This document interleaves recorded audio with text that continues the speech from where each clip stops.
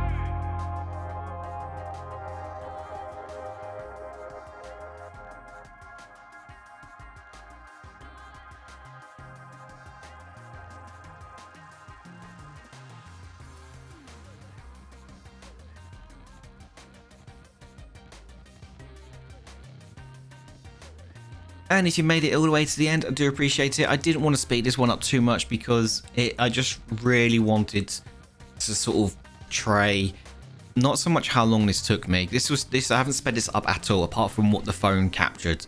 So this is direct raw footage from my phone that was recorded in time lapse. So in total, it took me just a little under 3 hours to do this.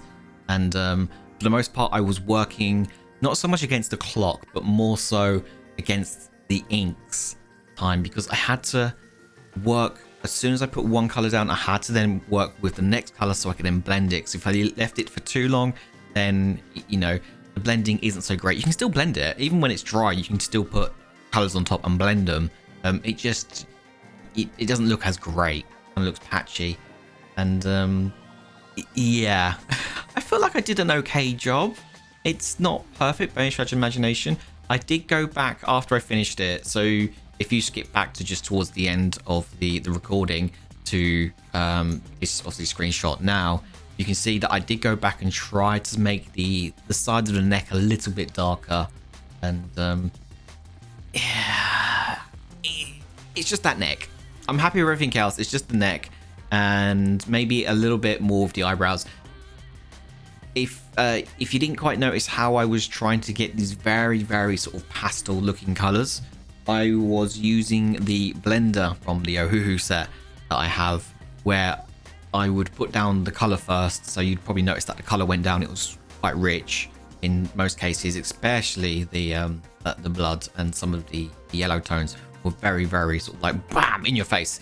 Whereas a couple of the other ones weren't so much. So by grabbing the blending tool, it lifts up some of the ink, so you can make it look like it has been desaturated, which is essentially what it does. It's not. I wouldn't necessarily use it as a blending tool. It's more why they call it a blending pen. It lifts color off, which works really great for knocking back the yellows, knocking back the black that I put on the hair, and some of the other colors as well. The blending tool also works really great if you want to start off with no color on the paper, but you want to wet the paper. You can use it like that. There's loads of different techniques you can use for it. But other than that, I'm quite happy with the end result. What do you guys think of it? I hope you guys enjoyed this one as much as I did creating it. And I'll see you guys in the next one. Go out there and create something awesome.